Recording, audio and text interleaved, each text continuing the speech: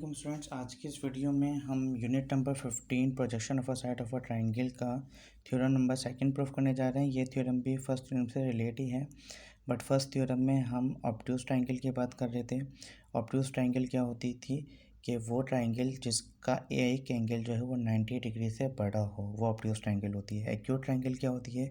वो ट्राइंगल जिसके एंगल जो है वो 90 डिग्री से लेस देन हो, वो एक्यूट ट्राइंगल होती है। अब पहले तो इसका स्टेटमेंट पढ़ लेते हैं। यहाँ लिखा हुआ है इन एनी ट्राइंगल, कोई भी एक ट्राइंगल ले लें, the square on the side opposite to the acute angle. कह रहे हैं जो एक्यूट एंगल जहाँ पर बन रहा होगा उसके अपोजिट साइड का अगर आप स्क्वायर करेंगे तो इस इक्वल टू बराबर होना चाहिए sum of the square containing the side. उसके एक्यूट एंगल के अलावा जो दो साइड्स होंगे उन सब के स्क्वायर ऑफ द सम्स के बराबर होगा। मतलब उन दोनों के अगर आप स्क्वायर करके ऐड करेंगे तो वो उसके बराबर होगा। और आगे एक चीज़ और लिखी हुई है, containing the acute angle. Diminish का लफ्ज़ मतलब यहाँ पर यूज़ होता है कि अगर हम किसी भी चीज़ को सब्ट्रैक्ट करवा रहे हों और वो डिमिनिश्ड होगा बाय ट्वाइस, मतलब डबल होगा द रेक्टेंगल। यहाँ पर भी रेक्टेंगल नहीं होगा स्टूडेंट्स, यहाँ पर भी ट्राइंगल होगा। यहाँ बुक में मिस प्रिंटिंग हुई हुई है क्योंकि यहाँ रेक्टेंगल की तो बात हो ही नहीं रही है। Triangle containing by one of those side and the projection on it, ये हमने पीछे भी पढ़ा था। इसके अलावा डिमिनिश होगा मतलब minus twice of the side contain by one of the those side, मतलब ट्वाइस होगा एक साइड के और उसके एक प्रोजेक्शन के। तो सबसे पहले तो हम यहाँ पर एक ट्राइंगल कंस्ट्रक्ट कर लेते हैं, एक एक्यूट ट्राइंगल। इसको मैं क्या देता हूँ, ये है मेरे पास ए, ये है मेरे पास बी और ये है मेरे पास सी। एक्यूट एंगल ट्राइंगल हमने यहाँ पे कंस्ट्रक्ट कर ली। अब ये वाली साइड एज्यूम कर लें नहीं है हमारे पास। ए के सामने वाली साइड ए होती है, बी के सामने वाली साइड बी होती है और सी के सामने वाली साइड मेरे पास यहाँ पर होती है सी। ठीक है स्टूडेंट्स, अब मैं यहाँ पर लिख लेता हूँ मुझे गिवन क्या क्या होगा।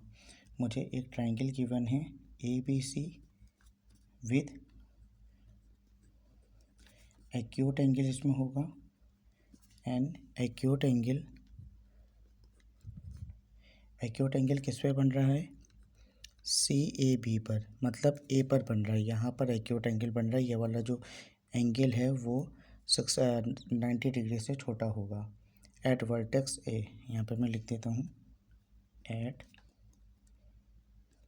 वर्टेक्स ए। ठीक है, अब यहाँ पर आगे लिख देते हैं टेकिंग, जो हम लेंथ कंसिडर करते हैं, taking measurement side B C जो है वो बराबर है ए के। हम देख सकते हैं साइड बी सी जो है वो बराबर है ए के। ठीक है, अब नेक्स्ट आगे लिख देते हैं और मेजरमेंट साइड ए सी जो है वो बराबर है मेरे पास बी के। साइड ए सी जो है बराबर है बी के। और लास्ट साइड जो है मेरे पास मेजरमेंट साइड ए बी जो है वो मेरे पास बराबर है सी के। साइड ए बी जो है वो बराबर है सी के। अब जो हमने प्रूफ करना है उसके लिए हमने कुछ कंस्ट्रक्शन करनी पड़ेगी। यहाँ पे मैं लिख देता हूँ कंस्ट्रक्ट क्या कर रहे हैं, ड्रॉ। मैं यहाँ लिख देता हूँ तो एक परपेंडिकुलर ड्रॉ करें, ड्रॉ सी डी। मैं यहाँ से एक परपेंडिकुलर ड्रॉ करता हूँ, इसको मैं कह देता हूँ डी। ठीक है, इसको मैं कह देता हूँ डी। एक परपेंडिकुलर ड्रॉ कर रहा हूँ सी डी, जो कि परपेंडिकुलर किसके होगा, ए बी के होगा, ए बी के परपेंडिकुलर होगा। सो दैट ये जो ए बी है ये मेरे पास प्रोजेक्शन बन जाएगा। ए बी किसका प्रोजेक्शन बन जाएगा? A B is the projection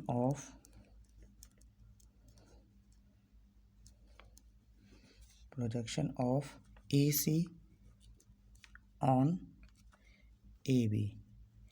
ठीक है, A C on A B, A C on A B पे बन जाएगा ये जो जब हम परपेंडिकुलर ड्रॉ करेंगे। अब मैं यहाँ पर एक और चीज़ कंसिडर कर लेता हूँ कि ये वाली जो लेंथ है मेरे पास ए से लेके डी तक, इसको मैं कंसिडर कर लेता हूँ। ये वाला जो मेरे पास डिस्टेंस है वो है एक्स। ठीक है, यहाँ मैं एरो बना देता हूँ इस तरीके से। और ए से लेकर बी तक का जो डिस्टेंस है उसको मैं सी कंसिडर कर लेता हूँ। ये डिस्टेंस है मेरे पास सी, इसको मैं सी कंसिडर कर लेता हूँ। तो अब मैं यहाँ पर ये भी लिख सकता हूँ कि आल्सो, अब मेरे पास एक चीज़ और आ गई कि मेजरमेंट साइड ए डी जो है इसका डिस्टेंस हो गया मेरे पास x, ए डी का डिस्टेंस क्या हो गया मेरे पास x, और एक और बात आ गई यहाँ पर कि साइड सी डी का डिस्टेंस हमारे पास आ गया h। ये जो सी डी है इसको मैं कंसिडर कर लेता हूँ, ये है मेरे पास h, कोई ना कोई हाइट होगी ये। तो अब हमने प्रूफ क्या करना है, प्रूफ के ऊपर दोबारा आ जाते हैं कि जो ट्राइंगल हमने कंसिडर की the square of the side opposite to the acute angle, यहाँ एक्यूट एंगल बन रहा था, इसके अपोजिट साइड कौन सी है, ये है, इसका स्क्वायर अगर हम लें A square is equals to, तो क्या लिखा हुआ है, is equal to the sum of the square of the side containing the acute angle. कह रहे हैं इसके अलावा अब ये जो दो एंगल्स होंगे, दो साइड्स होंगे, इन दोनों के स्क्वायर के सम के बराबर होगा। तो अब इस साइड ए के अलावा कौन सी साइड बची, ये सी बची और ये बी बची, तो इन दोनों के स्क्वायर का सम कर देंगे हम। तो यहाँ पर हो जाएगा B square plus C square. फिर आगे उन्होंने लिखा हुआ है डिमिनिश्ड, मतलब माइनस हो जाएगा twice by the triangle contain one of the दो sides and the projection of it. कह रहे हैं ट्वाइस होगा उस एक्यूट ट्राइंगल की कोई भी एक साइड और उसके प्रोजेक्शन के बराबर। तो उसकी कोई भी एक साइड में कंसिडर कर लेता हूँ, ये वाली साइड सही कंसिडर कर ली, twice of the one side और उसका प्रोजेक्शन मेरे पास यहाँ क्या बना था, एक्स बना था।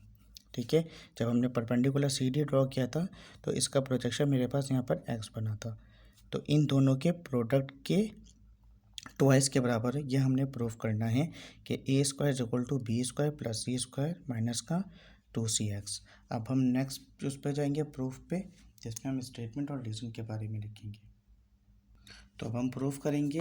तो अब प्रूफ में सबसे पहले मैं यहाँ पर एक राइट एंगल ट्राइंगल ले लेता हूँ। इन राइट एंगल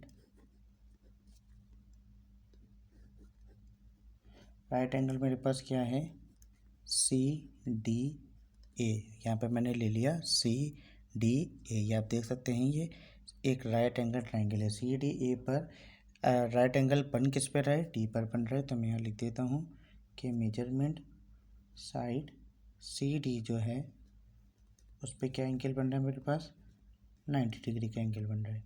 ठीक है, और ये हमने जो बनाई थी ये वाली साइड, ये हमने खुद से कंस्ट्रक्ट करी थी। तो इसका मैं यहाँ रीज़न लिख देता हूँ कि ये हमने खुद से कंस्ट्रक्शन की थी।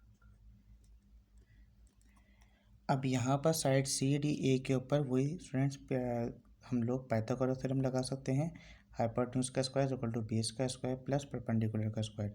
तो हाइपोटेन्यूज मेरे पास यहाँ पर क्या है, ए सी होगी, 90 डिग्री के जो अपोजिट साइड होती है वो हाइपोटेन्यूज होती है।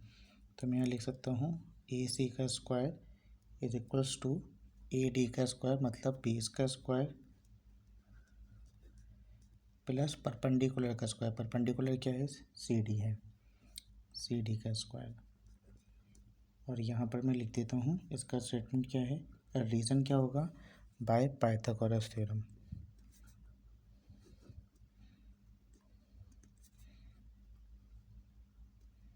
यह हमने इसका यहाँ पर रीज़न लिख दिया। अब यहाँ पर ए सी जो है साइड वो किसके बराबर है, बी स्क्वायर के बराबर, बी के बराबर होगी, बी स्क्वायर हो जाएगा। ए डी जो है वो किसके बराबर है, एक्स के बराबर है, तो ये एक्स स्क्वायर हो जाएगा।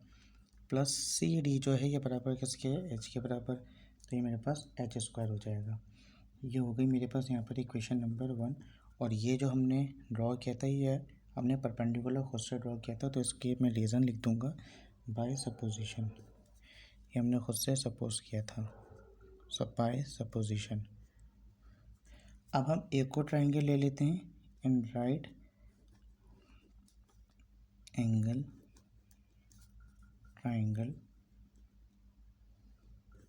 अब हम कौन सा ट्राइंगल ले रहे हैं, सी डी ए। अब मैं कौन सा ट्राइंगल ले रहा हूँ, सी डी ए। ठीक है, बल्कि सी डी ए तो हम ऊपर लिख चुके हैं। अब हम यहाँ पर ट्राइंगल ले लेते हैं C D B, C D B यहाँ पर ट्राइंगल ले लेते हैं। सी डी बी पर भी अगर मैं देखूँ सी डी बी यहाँ पर भी अब भी एंगल जो 90 डिग्री का एंगल जो है वो डी पर ही बन रहा है।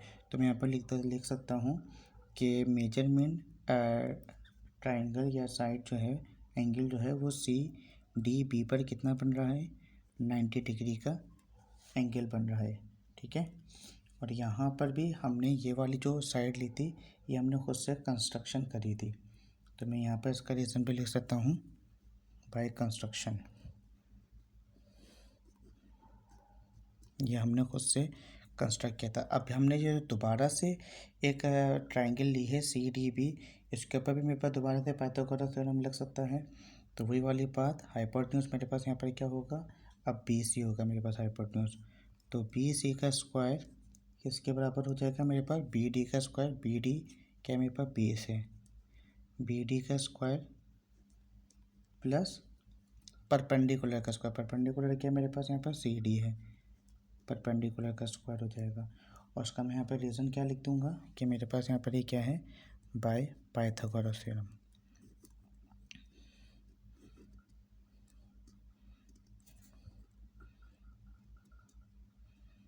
ये हमने पाइथागोरस थ्योरम लिख दिया यहाँ पर।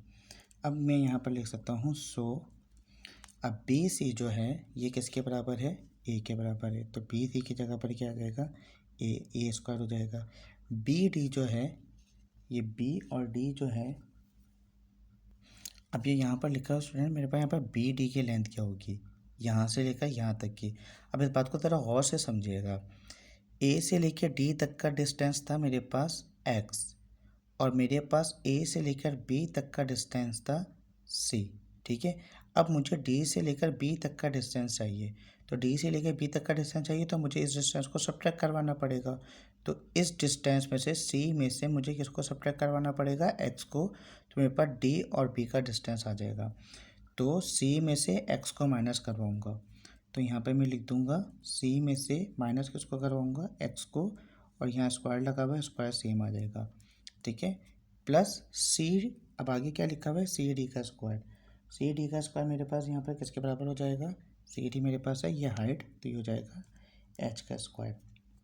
यहाँ पर A माइनस बी के होल स्क्वायर का फार्मूला ओपन हो रहा है। अब मैं यहाँ पर इसका रीज़न भी लिख देता हूँ, क्योंकि मेरे पास साइड BD जो थी ये दो चीज़ों की सब्ट्रैक्शन थी या डिफरेंस था, side AB minus side AD का, ठीक है।